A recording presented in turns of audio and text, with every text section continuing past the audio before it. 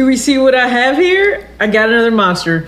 That is right, I do. And that is just an amazing thing because I need the energy. We're gonna talk about some things specifically related to millennials and debt and money management. And if anybody ever tells you, oh, that's just the norm, that's just, there are statistics that prove that's pretty much average.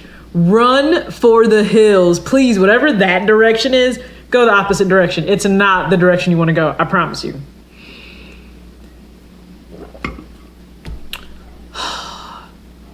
Maybe this will be like my thing, right? Like Graham Stephan, if you ever watch him, he has his iced coffee. It only costs him 2 cents, though this cost me more than that. He wouldn't approve, but I'm gonna do what I'm gonna do. I surround my soul with the positivity. That's why I don't worry about the things that I don't see. Yeah. These days I don't worry about much. I think we should have some more fun. I still dream about the days when we were young. What's up, everybody? It's your girl TJ back with another video talks with TJ, aka TJ 2 Swiss Chains. I hope you are having an amazing day when you're watching this. It's a Monday, and I don't mean to kick off a Monday with bad statistics. Like, a lot of times statistics aren't good things, right? Unless we're talking about, that of our favorite athlete, then we're happy to rattle off those statistics. Like the fact that Klay Thompson still holds the record for the highest scoring quarter. Okay, but you know what? We're gonna move past that because I know some of y'all don't like my boy Klay. We're gonna move past that, but statistics, millennials. I know there's a bad stigma about statistics, and I'm not going to say I don't try to avoid them because I do. And I only say that because average is not somewhere you should ever want to be. And even if it's not average, sometimes just to avoid a certain statistic because you actually care about yourself, like, this is not a knock towards anyone, but listen, I had a statistic that I would make sure I completed school, I received a degree in undergrad. I didn't know that I would go on to get a degree after that, but I did. And then also, to not have a kid out of wedlock and different things like that. That was just simply my choice, okay? I wanted to do things a certain way for my life to avoid certain statistics that I just simply didn't want for my life. And we all need to figure out what are those statistics you don't want for yours, right? I can't tell you what that should be, and no one else can tell you what that should be. But I will say, there are some you should never want, right? Like, please don't ever be the statistic of a DUI or anything like that, or causing an accident while texting and driving. That can all be avoided, okay? Have some sense, have some responsibility and accountability for yourself. But no, in relation to statistics when it comes to millennials and money, they're bad. Like, they're bad. And I will make sure that I have them listed here so we can just go over them because this is not where you want to be. Now, some of this is circumstantial. You can't do, I'm not gonna say you can't do anything about it. Maybe you were put in a disadvantageous situation. A lot of us have been in those before, and we didn't see it out other than, maybe having to incur debt, or maybe we just were uneducated, right? For you to be ignorant to something isn't a bad thing. It just means you're not in the know. You had no idea, right? A lot of us have fallen into that trap in various parts of life. So millennials, when it comes to money, we don't have the best statistics. I don't mean in terms of spending and marketing and our brand loyalty. Yes, there are statistics in relation to that companies pay attention to if they want to sell us on something. But in terms of money, like 50% don't have a retirement account. What is you doing? I'm really gonna use just poor grammar. What is you doing? Why do you not have a retirement account started? From day one, that should be something that you do. And I've talked about this in other videos. I'm going to talk about it now. And it may sound redundant, but I don't care. It's important. Why don't you?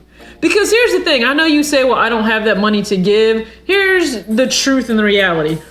Whatever money you have to live off of, you find ways to make it work. So if that percentage is taken out of your take-home pay, but before you ever get a chance to really see it, you're fine. You will find a way to live without it. And I promise you'll be so much better off for it. Another poor statistic has to do with the fact that a lot of millennials don't have savings accounts. They also don't have an emergency fund of any kind. And I get, you may not have one that's $10,000 yet, $20,000 yet, right? A lot are trying to navigate different situations, put themselves in a position to earn more. I get it. Multiple streams of income. That can be very disruptive right now, right? So let's put an asterisk asterisk next to everything going on right now, because it's probably not very accurate. You know, I don't think it paints the most accurate picture of everything going on, but you should still strive to do this, because you don't want to be the statistic that doesn't have what you need. And when a financial situation arises, an emergency, a crisis,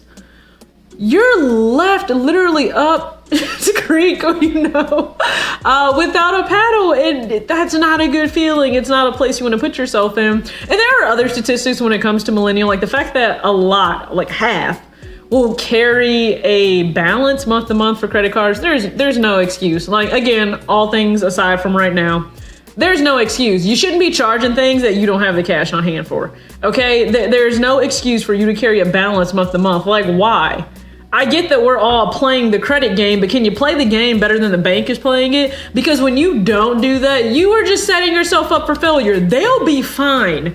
Okay, they will be fine. You, however, are going to continue to pay interest on food you've already eaten, clothes you've already probably gotten rid of or don't care about. And it's just not smart. Okay, so stop being the statistic that's carrying a balance from month to month. Don't do that to yourself. And there are tons of other statistics in terms of the fact that, like, millennials, can we be better than previous generations, right? Let's not be the statistic that just doesn't care about our health. Now, a lot of us tend to be health conscious, but we're health conscious in the fact that we have this bad stereotype that we just all eat avocado toast. I despise avocados. They're disgusting, okay? So, and I'm definitely not paying that for avocado toast. So please don't be the statistic that just doesn't care about their health either, right? Like, what is it? Like close to 50% or more than 50% of the country is obese.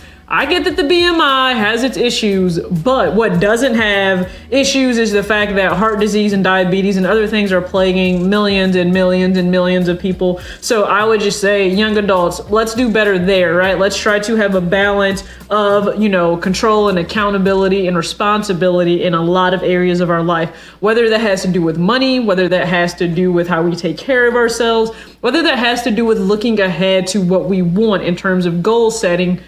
It's all on you to not be a statistic. Now, you can be a different one, right? There are good statistics out there that you overcame X, Y, and Z. Be that statistic. Don't be a bad one. Just know. You owe it to yourself to do more, all right? So that's all I got to bring to you guys today. As always, act your age, not your shoe size. Peace.